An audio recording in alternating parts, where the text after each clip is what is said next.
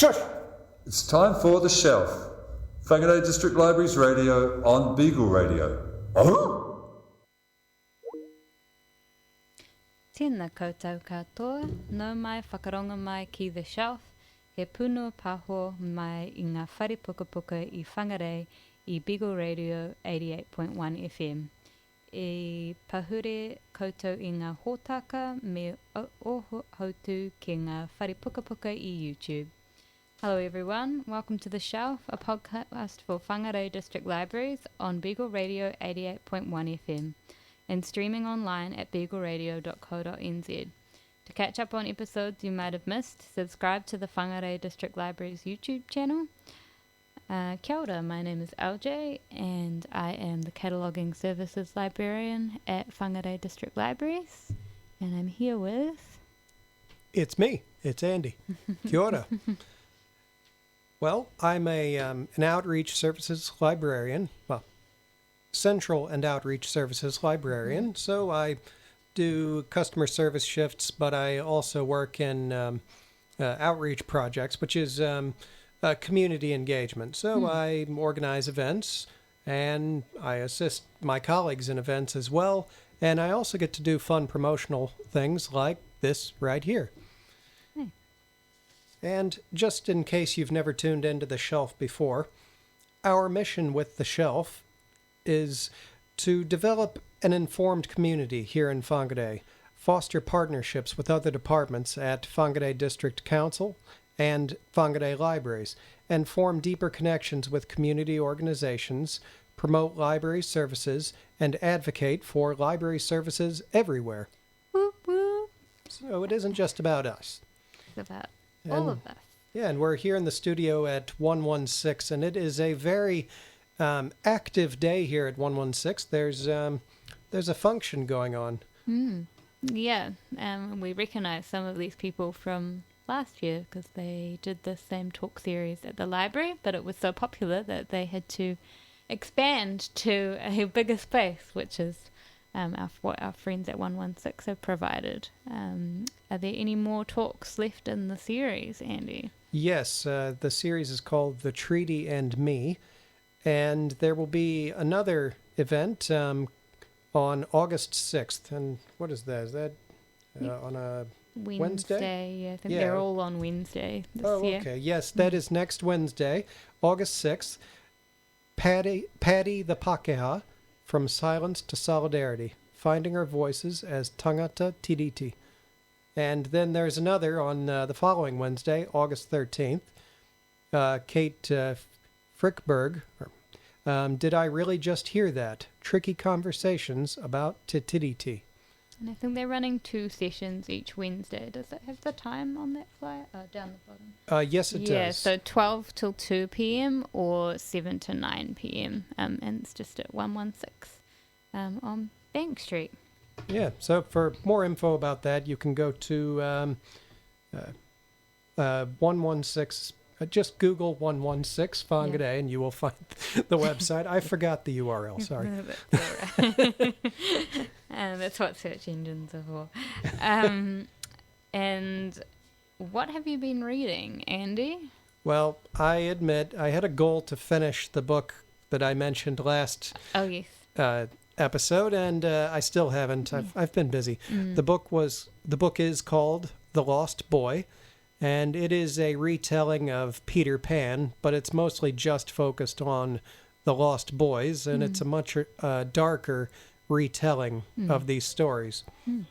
It's a more adult tale. These are boys who don't remember their parents. They often came from absolutely nothing. They were street kids, and they've been recruited to be in the Lost Boys and kill pirates. And the book is mainly about power struggles within this group and how they do, in fact, go to war with pirates and kill each other. So it's not a children's story. Yeah. I said in the last episode that it's only an okay book, but actually what it is a slow burn. It's building up tension constantly. You just have to be patient. So that's my book. Lost Boy by Christina Henry. Cool. And how about you, LJ? What are you reading? I've been in a bit of a slump lately. Fair enough. Yeah, I returned a whole lot this morning because I had so many out, and it was starting to feel like a to-do list rather than an enjoyable thing. And so I just returned a whole lot. So I'd start from scratch, and I've hunted down a what's it? A tried and true, a trusty, ye old faithful. So I've been reading the Discworld series forever by Terry Pratchett. Ever since, truly forever. I think I started to read his books in primary school. The Truckers, Diggers, Wings trilogy, which is the one of his earlier trilogies, but then went on to Discworld as I got a bit older. So I've still got, I think, like 4 or 5 titles from Discworld that I haven't read, and so I thought that I'd go and seek one of those out to help me get out of my reading slump, because I am on university break, and so I want to make the most of it doesn't feel like I have much spare time anyway, but whatever little spare time I have. So I'm reading Raising Steam, which is the 40th Discworld novel, and it's like one in the, if you're familiar with Discworld, which I know that Andy is, but maybe not all our listeners will be, there's sort of like mini-series within the series that you can theoretically read it in chronological order that it was published, but there's also there's sort of like sets of characters, so this one would be considered part of what they called the Industrial Revolution collection, and it was published before, it's not the last one in the Discworld series, but it was published, the last one that was published before Terry died of early onset Alzheimer's. So it's about I've only just started, but it's about a young self-taught engineer who's basically, as it's coming together, he's invented the steam locomotive. So it's about the effect of the steam engine on the Discworld, basically, which is a lot about the Industrial Revolution collections. A lot of have those themes, like The Truth, which I read last year, is about the advent of the printing press and the effect that it has on this fictional world. But he's quite the satirist, Terry Pratchett, so a lot of it is a reflection of the real world, even though it comes through fantastical scenarios and creatures and things like that. So I'm looking forward to seeing how, I know this one was when his assistant was sort of piecing together a lot of his work and stuff towards the end. So I know there's mixed feelings about it within the faithful Discworld community, just because it was starting to show. But yeah, so far I'm enjoying it. Like I enjoy every Terry Pratchett book I've ever read. Yeah, some more than others, but like I say, I just needed to go. It's always good to have those authors that you know that you really enjoy, for when you have those moments where nothing's bringing you joy. And I needed a break from nonfiction. I've become a bit infamous on this podcast for my uplifting reads. So, something a bit different. The Discworld series is incredible, because I think the premise alone should hook a lot of potential readers. It takes place on a world which is a disc on the back of a turtle flying through space. 4 elephants flying through space. And the books are they're parodies, they're satires, they're quite funny. They're almost like reading it's almost like watching a cartoon that's so ridiculous. But amazing. They are really good, and I feel like it's one of those things, some people are resistant to read them because so many people rate them so highly. There's that thing of, I don't want to read it now. But I have heard from, think it might have been Meredith did a book club last year where they had to do satire, read a satire, and I think it was her, but I could be quoting wrong. But somebody had said that they're not typically a fantasy reader, but they still were able to enjoy it because of the angle of the writing. Is less like typical fantasy, I guess. What is typical fantasy? But agreed. Stereotypical fantasy maybe is a better way of phrasing it. Yeah, fantasy is very broad because you have books like Discworld, which are, satires, but then you've got Lord of the Rings, which is pretty high fantasy, wizards and dragons. Yeah. Those two are not very similar. Not the same. And then you've got urban fantasy, which tends to have, your city setting and the more real world kind of setting that people are more familiar with in terms of the everyday, but with fantastical creatures and ideas within them. So it's very broad. Well, now for the show and tell segment. We call this Hidden Treasures, a show and tell segment, because a library is a great place to find the unexpected. And that is a paraphrase of something that somebody said at the Lianza conference. Lianza is the Library and Information Association of New Zealand, Aotearoa. And somebody said something like that. A library is a great place to find the unexpected. I even remember... In more ways than one. Yeah. During my studies, the professor emphasized that at a public library, it should be browsable. So I've brought with me a puzzle, but not an ordinary puzzle. This is in the Māori room. It's now called Te Puawananga.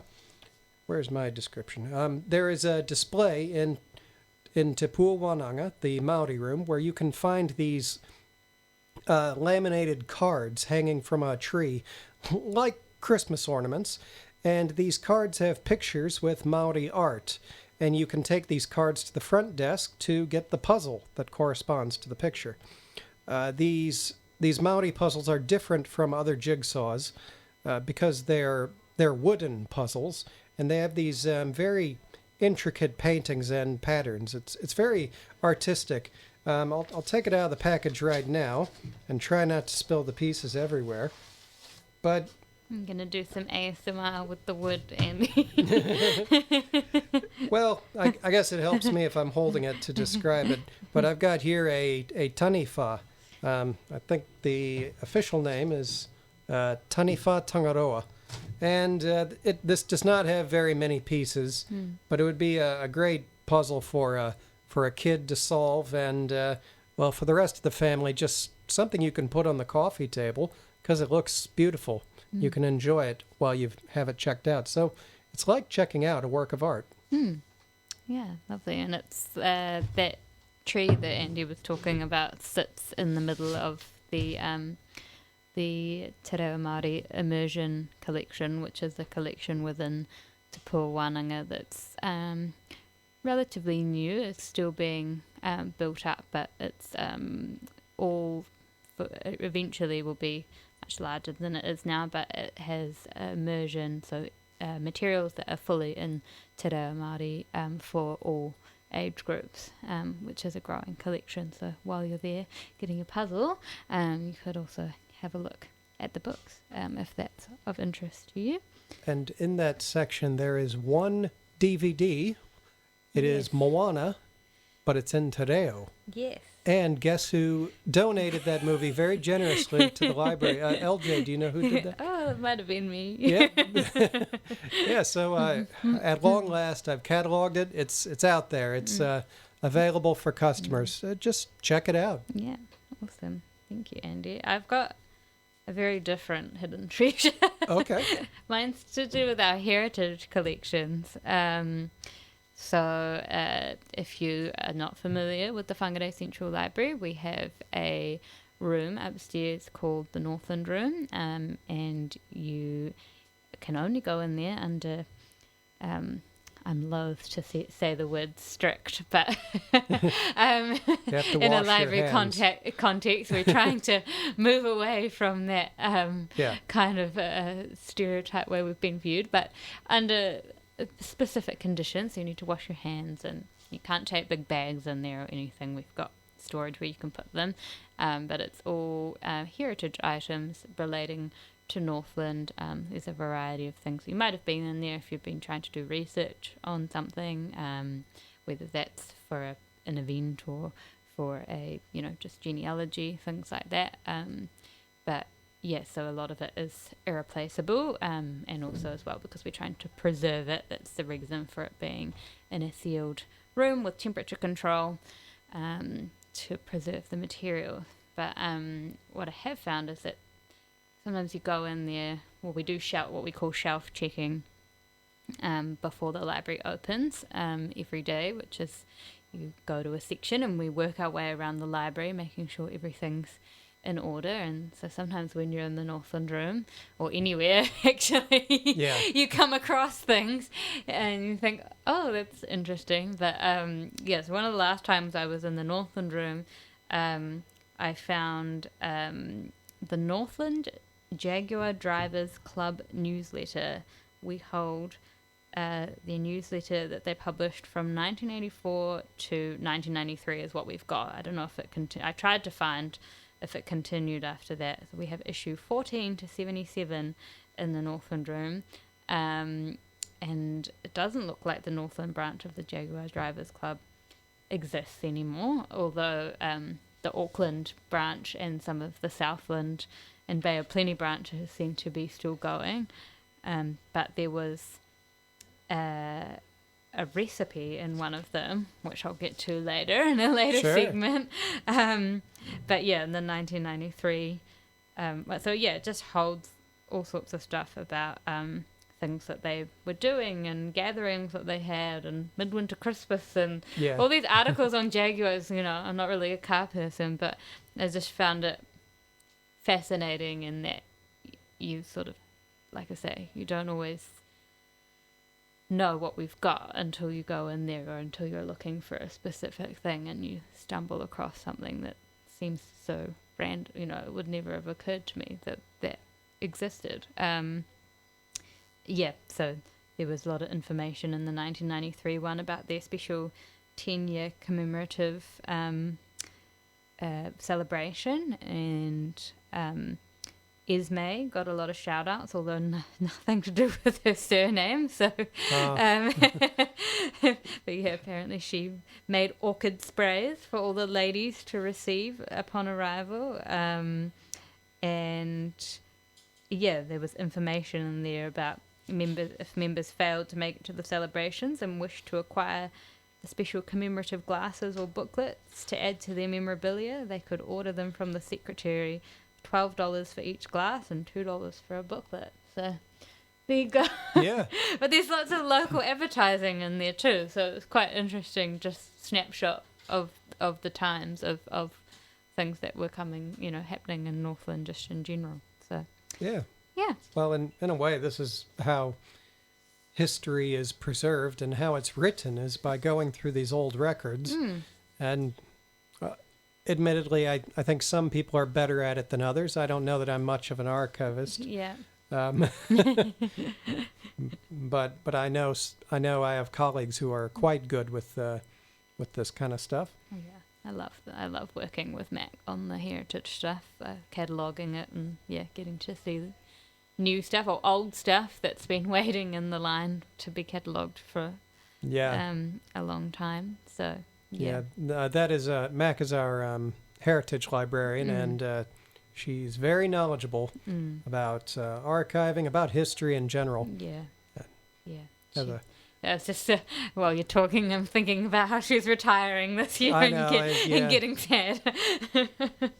Her desk's next to mine too, so it's going to be but very we'll sad. Enjoy the time that we've got left before she goes on a well-deserved retirement.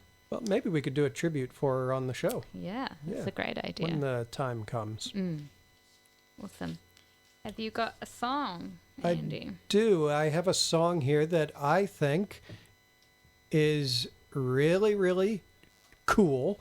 And I was obsessed with it when I was about 18 or 19 for, I don't know what reason at all. I feel I was obsessed with it around that same age, Amy. Yeah, maybe that's just the thing. Maybe that's just the age.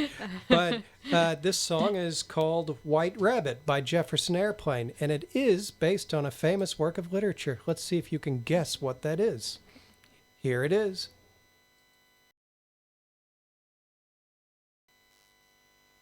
And that was White Rabbit by Jefferson Airplane. You Great were listening, song. yeah. Oh, we were just saying that's actually a very cool song. You were listening to Beagle Radio 88.1 FM, Whangarei, and online at beagleradio.co.nz. If you want to get in contact with the station manager, please email info@beagleradio.co.nz. Awesome. Oh, and I hope you guessed what book that is about. Yeah. Yeah. Well, shall we spoil it? Yeah. All right. Alice in Wonderland. Yes. The rabbit that's just freaking out because it's late. But it has multiple literary references because it was also in the movie adaptation of Fear and Loathing in Las Vegas by Hunter S. Thompson. So great there book. you go. great book, great movie. Yeah. Hunter Thompson. I wish we could have him on this show. Yeah. R.I.P. Okay.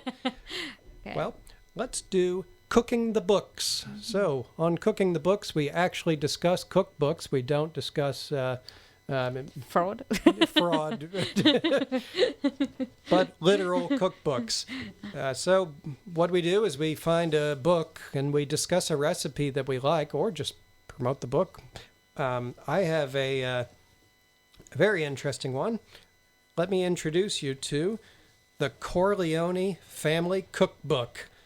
So it's an Italian cookbook with a lot of references to the Godfather movies. Have you seen The Godfather, LJ? No. It's a good. It's a. I know the movie. references. Oh yeah, I mean we've had them. I think I knew the whole movie before I actually saw it by. I should watch it. By We got watching it Looney on Tunes. DVD? Maybe I'll get We it did. out. There's a lot of movies I haven't seen. Well, it's an incredible movie, but there are a lot of references in the movie to food, and I found a cookbook for it. Mm-hmm. So I'm going to make you an offer that you can't refuse, a pizza recipe.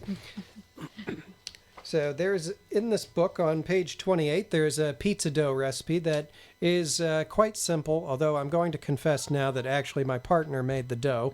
And then I did the rest of the work. But It's important to give credit. Yeah. Next time I will make it myself. But it says that it makes 2 pizza bases, but I found that actually you can divide it into 4 and make 4 pizza bases with this exact recipe with the measurements, and make one pizza and freeze the others in portions. And on the very next page, there's thin and crispy pizza. So, using these instructions, or you can add, your own toppings, you can make just the crispiest pizza. It's better than takeaways. Sorry if you run a shop, but I think when you make it at home, it's very special. And it works better. Best advice I can give is to use a pizza stone or to preheat a cooking sheet. Oh, and use wax cooking paper as well, because what they'll do is make it cook even throughout the bottom of the pizza base. As for the sauce and the toppings, you could probably find a lot of that stuff around the kitchen anyway. Just don't use ketchup. Don't use plain tomato sauce, because you need to add some garlic, some oregano or basil. Anyway, that's the pizza that I loved. I want to point out, though, this other recipe I have not yet made. It's called Clemenza's sauce. So in the movie The Godfather, Clemenza is standing at the stove. He's giving instructions on how to cook this sauce. Okay. And he's someone asks him, where is Paulie? And he just says, oh, you're not going to see him no more. Ominous. So the book has quotes from the movie, it's got references, and it even has a sauce named after a character in the movie, and what I can assume is a pretty accurate recipe. So that is the Corleone family cookbook. I know it's against tradition, but I just want to mention one more. This is from another book called Slowcooker Family Classics. Oh, I'm interested. Yeah, because slow cookers are amazing because you really can make a big, elaborate meal with fewer steps because you're really just letting it sit. Oh, and it makes the house smell like what you're eating. Yeah. So, Slow Cooker Family Classics has chicken stroganoff.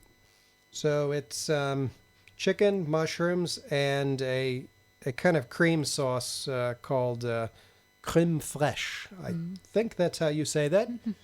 Yeah. I don't speak French.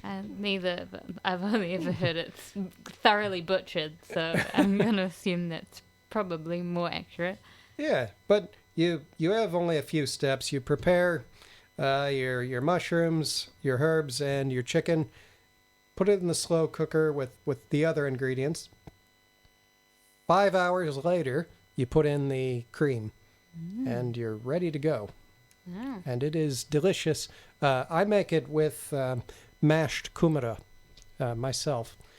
That's my own preference because I think it makes a very hearty meal. Good for winter. Definitely. Okay.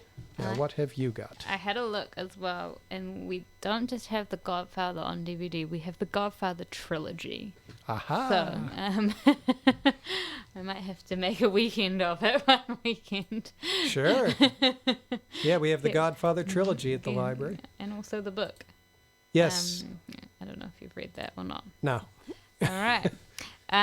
Okay, so linking back to earlier, the Northland Jaguar Drivers Club newsletter, at their 10-year celebration, the Esme, which says here, made and decorated by Esme, what a wonderful woman. But unfortunately, her last name is not noted. So, yeah. But on the following page, after the info about their 10-year celebrations, by popular request, they have put in the recipe for Esme's sherry fruitcake. I don't particularly go for fruitcake, so it's not technically a recipe that I myself have enjoyed, but I just thought it was amusing. And yeah, there's a black and white picture here that says "the cake!" with 2 exclamation marks. So to make Esme's sherry fruitcake, you want 21 pounds of mixed fruit, sultanas, currants, raisins, 8 ounces of butter, 8 ounces of sugar, 1 cup of water, 1 teaspoon of baking soda, 1 teaspoon of mixed spice, and then you boil that all together for 3 minutes.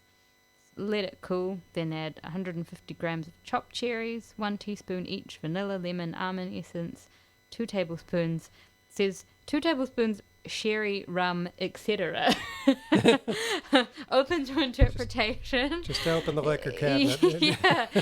2 beaten eggs, 2 cups sifted flour, 1 teaspoon of baking powder. Put it all in an 8-inch tin and bake at 150 Celsius for 2.5 to 3 hours was the part that really got me. I don't think I've ever baked a cake for quite that long. No. Cover top with paper if browning too much. You can add peel. And then it's also got little, for 10-inch tin, double ingredients, bake for 3.5 hours. For 12-inch tin, treble ingredients, bake for 4 hours. So there you go. That's Esme's sherry fruitcake that was enjoyed in September of 1993 at the 10-year celebration of the Northland Jaguar Drivers Club. I also had to mention, I couldn't bring it because I haven't been able to get it out yet because it's so popular, but I'm interested in it. It's a new book called The Green Slow Cooker, Vegetarian and Vegan Meals All Year Round by Heather Winnie. think I'm like third in line or something like that. Okay. But I am interested. I got an Instant Pot from Briscoe's this winter. I have a kitchenette. I don't have a full kitchen, so I have to get creative. I also don't have a freezer, so I have to get real creative. But yeah, so I am interested in that. I made a vegetarian chili in the last couple of days. Just where did I get that from? Probably online. Don't fire me. But it was really good. So I'm keen to find some more meals like that I can make. So when I get my hands on that book, I will report back. Sure. As to how good it was. But yeah, like I say, I'm in a queue, which is great. Yeah, we love holds. Oh, we love people using the library services. that means people like us. Yeah. There's a long line. Yeah. And well, for those listening, it means people want this book for some for some good reasons. Yeah. And I think a slow cooker would be great for a kitchenette. Yeah. I've got a few. My air fryer, my Instant Pot, what else have I got? Those are my main ones. Little rice cooker. Although technically you can make rice in the Instant Pot, but I had the rice cooker first. Thrilling stuff. Sorry. No, it's all right. I've never used an air fryer, but I've noticed we have a lot more newer books about air fryers. Yeah. I don't know much about them though. There's a lot of books now, and there's definitely more interest. It's just a lot faster. Like, I don't have a full oven, and so like I often for my protein I make what I used to make was baked tofu, and I can put that now in the air fryer, and it takes a fraction of the time. And if that's in the air fryer while I'm making my vegetables and whatever else on the stove, and my rice cooker is going, I can have everything ready kind of at the same time and have a complete meal, which when you're on your own, that's helpful. Also, I like minimal dishes. Me too. So, me too. Yeah, there's nobody else to do them. Unfortunately, my cat hasn't grown opposable thumbs as yet. Yeah. But, yeah, check out our cookbooks. We have a lot of them, and I think depending on the mood you're in, they serve the same purpose as an art book. You just like the pictures. Yeah. I'm looking at a picture of chili con carne right now. It's definitely a well-loved area. I think it's one of our most popular non-fiction areas. Yeah, there's not a stone unturned over there. Yeah. Everything's useful. And new stuff all the time. All right. Shall we go into a song? Absolutely. And then come back for a quiz. We haven't done a quiz for a while. Okay, this is my song, and sorry if it's well played on the radio. I don't really listen to the radio, so I'm not sure. But it's by CMAT, and it's called Euro Country, and it's about the Celtic Tiger, or growing up as a millennial during the Celtic Tiger years in Ireland, and then the subsequent the effect of the global financial crisis. So the Celtic Tiger was the boom in the late 90s, I think, or was it? I think so. Late 90s to early 2000. We'll look it up. And then, obviously, if you were alive in 2008 to 2012, you know what that was like. Anyway, I just think it's a good song.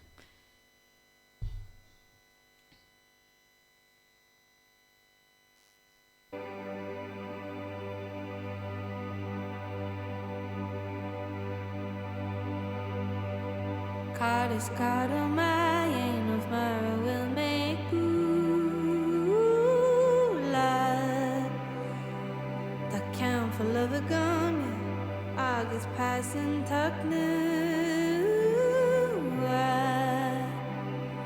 I am needs to let that is still in my hand, my head. Need a focus, a sky high. Make me all in way. Yeah.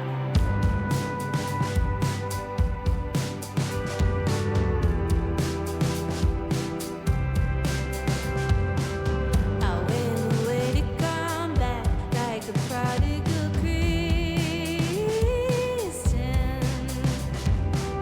I lost a little weight, and gained it back when I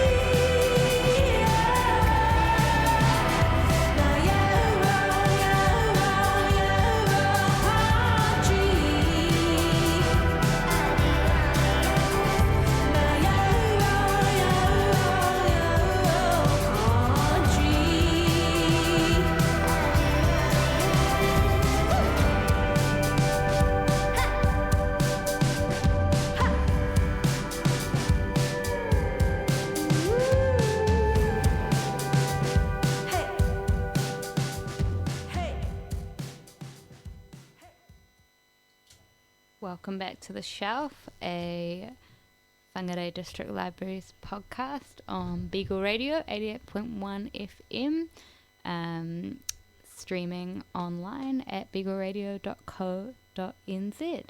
That was Euro Country by CMAT. Yeah, and it was sung in the Irish language, Irish Gaelic. Right at the beginning, that beginning piece is in the Irish language. Yeah, it's a beautiful tongue. I tried learning it on Duolingo. I think I might need more exposure to it. Maybe watch a movie in the language. I'm sure there's some. Yeah. Or We've got some in the library. I think we do, actually. Yeah, I think there's like a couple. Yeah. All right. It's quiz time. It is quiz time. I really ought to think of a very quizzical chime to play for that. We've gone for a winter theme because it's winter. Did you stick to the winter theme? I did. Okay, yeah. cool, because I did. Yeah. I tried. Yeah, these quizzes, they're actually hard to put together. You got to be... yeah. You got to be clever about it. Yeah. Yeah. Do some research, too. As an official generative AI hater. No AI used here. Yeah. Oh, sorry. This is all from our brains. No, that's cool. Do you want to go first, or do you want me to go first? You go first. Okay. Andy, are you ready? I am ready. And listeners at home, you can shout out the answer if you're in your car.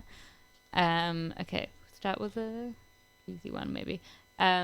In The Lion, the Witch, and the Wardrobe by C.S. Lewis, which two children are the first to enter Narnia? Is it A, Peter and Susan, B, Edmund and Lucy, C, Lucy and Susan, or D, Edmund and Peter? I can tell by Andy's face that never read it, never saw the movie. Oh my gosh! I was like, this is going to be the easiest one. Wow. Amazing. Now I don't feel so bad about never having watched The Godfather. Well, I think one of the options was Edmund and Susie. No, there's... Peter and Susie. It's Peter and Susan, Edmund and Lucy, Lucy and Susan, or Edmund and Peter. I'll go with Peter and Susan. Womp womp. Nah. The answer was B, Edmund and Lucy. Maybe I should educate myself. Wow, I'm so surprised. I feel like there was at one point one of those things that you just couldn't get away from it. There's a lion? There is a lion. Yep. That's correct. A witch, yeah. And some could say a wardrobe. Okay, sorry. Question number 2. Which niche genre does Frederick Buckman's novel Beartown fall into? Is it A, cozy fantasy, B, dark romance, C, hockey literature, or D, cozy mystery? Hockey literature. So I thought that one was going to be hard. Have you read it? No, but I was going to make a question about it. I decided not to. It'd be very funny if I did, though. Yeah. I like A Man Called Ove. Yeah, I've read a lot of his stuff. I couldn't get into Beartown personally, but I've read I've read A Man Called Ove and some of his other ones that I'll look up later in a sec. And I like hockey. There's a few. There's one of the other ones that I read was made into a TV series, is what he said. I will look it up after we're done with the quiz. So it's going to annoy me. In the novel, Anna, I've never said this out loud before. Karenina? Yeah. Do you have a question about this? No. Oh, okay. By Leo Tolstoy, where do Anna and Count Vronsky meet? Is it A, on the street, B, at a train station, C, at the opera, or D, at a hotel? Well, at the opera. Womp womp. Oh. Was at the train station. Okay. My gosh. And yes, I almost did a question about Anna Karenina. I'm assuming that one you've read. No. No? No, never. No, I've never read it either, but only because I know that you studied literature, so I thought maybe Yeah, that would be in missed your a few. wheelhouse. I never did the Russian authors. Oh, there you go. I had to read those on my To own. make note of that for future. Because Oh. Christian... No, I'm just kidding. Naughty. In the novel Murder on the Orient Express by Agatha Christie, who does Poirot share his compartment with during the first night on the Orient Express? Is it A, Dr. Constantine, B, Cyrus Hardman, C, Pierre Michel, or D, Hector McQueen? Saw the movie. I've seen the movie too. Yeah, with Kenneth Branagh, not the other actor. I'm gonna have to make a guess. Pierre Michel. Womp womp. Oh, It was D, Hector McQueen. I'm not doing very well, am I? Well, it's to be honest, it makes a good change because usually when we do these quizzes, you clean up and I bomb out. So, All right. I mean, there's still time for us to both bomb out. Okay, final question. Okay. The Overlook Hotel in the novel The Shining by Stephen King is located in which state? A, Colorado, B, New Hampshire, C, Vermont, or D, Maine? Colorado. I thought you'd probably get that one. Yeah, I when I was in Boulder, Colorado, I almost drove out there out of curiosity. Never did, but Yeah, because it's based on a real hotel, right? yeah. Yeah. It's thing about Colorado is the altitude was so high. I just was quite tired. Wow. A lot of the time I was there. All right. 2 out of 5. It's okay. Winter is coming. What is the name of the next and still unfinished book of the Game of Thrones series? Oh, God. A. The Wildlings of Winter. B. Wolves of Winter. C. Winds of Winter. D. Wills of Winter. What's D? Did you say wolves? The Wills of Oh, Winter. wills. We said wolves. So I was like, what's that? I think it's... Is it Wolves of Winter? Oh, is it not? The Winds of Winter. Oh, I Then wouldn't again, know. it hasn't been finished, so I don't know. Yeah. When you said Game of Thrones, my heart sang. I have not read nor watched. Well, I tried to watch. Not my thing. I saw some of it. I haven't read the books. I might one day. When he finishes them all. I'd like him to finish writing it. Yeah. Before you invest. Okay. The Winter King is a fiction novel by Bernard Cornwell. Who is the king in the novel? A. Beowulf, B. Midas, C. David, or D. Arthur? Can I phone a friend? Sure. I don't know. Tell me again. What was the... Okay, Winter King. So who is the king? Beowulf, Midas, David, or Arthur? Let's say Arthur? Very good. It's I think it's a reimagining of the King Arthur tales, trying to give it a more historic edge. Yeah, that's why I guessed that, because I was like, from what I remember about them, I haven't read them, but they're super popular. They're his books, so I was like, that's familiar. Okay, all right, I've got one. Yep. I'm on the board. The Overcoat, or The Mantle, is a satirical short story that takes place in the winter in St. Petersburg, in which an underpaid government clerk spends all of his money on a fancy new overcoat. Who was the author? Dostoevsky, Gogol, Tolstoy, or Pasternak? That's so mean. It's a great story. A. Dostoevsky, is that your final answer? Yeah. Sorry. It's Gogol, Nikolai Gogol. No. Great story. Okay, I'm not familiar with him. Yeah, well, it's maybe 10 pages. Okay. Everyone should read it. All right. Sometimes it's called The Mantle, because it's translated from Russian. Oh, right. Okay. Who wrote the fairy tale The Snow Queen? Hans Christian Andersen, the Grimm brothers, Charles Perrault, or Wolfram von Eschenbach? Grimm brothers? Nope. You still beat me. There's one more. Oh, is it? Okay. Yeah, that's Hans Christian Andersen. I thought that was too obvious. Well, he wrote quite a few that are pretty well known. The Grimm's brothers wrote the others. I'm pretty sure I've read The Snow Queen as well. So. Read the original stories. Grimm. Whether they're by the Grimms or not. Yeah, they're all fascinating, and I'm pretty sure without looking we've got them in the library. I'd say so. Bonus question. Okay. The Snow Queen was by Hans Christian Andersen. Yes. Was the inspiration for which Disney movie? So, Snow Queen. It's a very popular movie. Not Snow White. That feels too obvious. Nah, but try again. Frozen? Yep. It was Frozen. Oh, okay. All right. Wow. That concludes the quiz. Oh, dear. Well, we need to brush up on our literature. I'll quickly try and find what that Frederick Bachman, because it was good. Wish I could remember the name of it.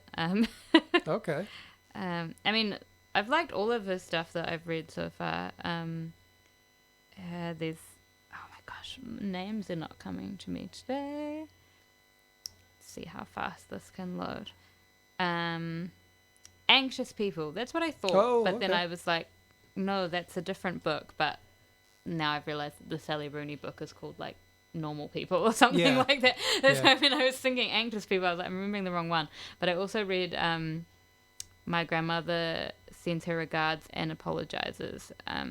That's another one that's really good. But yeah, there's a adaptation of Anxious People, I think. Yeah, I've got a couple more of his, but yeah. So, recommended. Okay. Right. Have we got There's events coming up? Yes, we do. Oh, sorry. Yes. Totally skipped over. Oh, no worries. One of our things. So if you haven't seen, we wanted to mention it. If you haven't seen, there was a feature in the Women's Weekly, and you can find the article online as well if you just search for Women's Weekly librarians. But about the young librarians, it's called Meet the Young Librarians, Redefining the Role. And it's little, what do you call that, profiles of 3 librarians that work in Auckland that are all under the age of 30. And about what inspired them and what libraries mean today. And it's a really neat read. And one of the librarians featured is actually the niece of one of our colleagues here in Whangarei. That's right. So Small world. Yeah, so that's really neat and cool to see libraries getting that kind of mainstream coverage. So recommend checking that out if you haven't already. Events. Yes. Well, the Lego Club is coming up, and that will be next Tuesday. I'll be there. So will my colleague Carly, another shelfie. Mm-hmm. And, I can't tell you what we're doing. It's a big surprise. But just as an example, in the past we've made race cars and put sails on them and turned on a fan to make them move. It always looks very fun. We've made catapults. We made castles and fired the catapult at them. What else? We made marble mazes. We've made famous works of art using Lego. And I found that with kids, some of these things that we think aren't going to work out, they actually are interpreted by the children, and they come up with these really creative projects. Yeah. So that's what Lego does for kids. I think it really stimulates creativity and teamwork, and of course they have fun. Yeah. And I'm a grown adult who loves Lego. I always have. Me too. Yeah, well, if you have a heart, you like Lego. Yeah. And there's a really neat, if you haven't been to the Whangarei Central Library lately, and if you don't know, Carly's not just an amazing librarian, an amazing podcast host, but she's also just super crafty and creative, and she's made this amazing like upsized Lego man and little Lego blocks. That's right. And there's a little display in front of the ground floor desk at the information desk at the Whangarei Central Library, and you can take photos with it. I think she made some little props and stuff as well. So regardless of whether you're going to come to Lego Club or not, or if you've got kids or not, I reckon stopping to look at that display and take a little photo is a cool thing to do. Yeah. Same day as the Lego Club, we have our monthly drop-in tech help next Tuesday. Is that the same day as the Lego Club? Yeah. Tuesday 5th of August, 10 to 12:30. So if you haven't been before, it's a free drop-in session for help using your smartphone, iPad, tablet, laptop or computer.